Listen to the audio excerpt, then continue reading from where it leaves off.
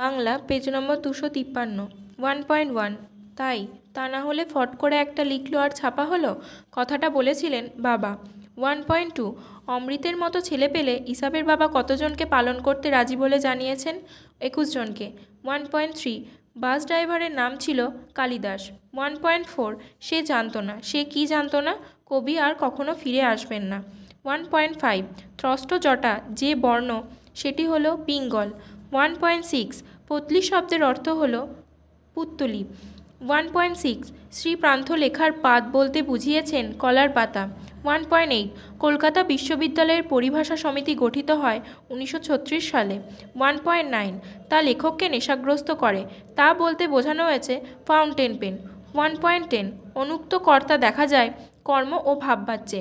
1.11 কলমে কায়স্থ চিনি, কারক ও বিভক্তি নির্ণয় করো, করণ কারকে এ বিভক্তি। 1.12 র বা এর বিভক্তি হয় সাধারণত সম্বন্ধ পদে।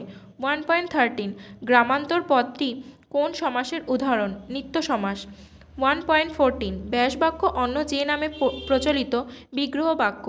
1.15 বনে থাকে, এখানে বাক্য গঠনের যে শর্ত পূরণ হয়নি আকাঙ্ক্ষা। 1.16 মিতব্যয়ী হও, কৃপণ হইও না, এখানে উহ্য সংযোজক অব্যয়টি হল কিন্তু। 1.17 ক্রিয়ার অর্থ প্রাধান্য পায় ভাববাচ্যে।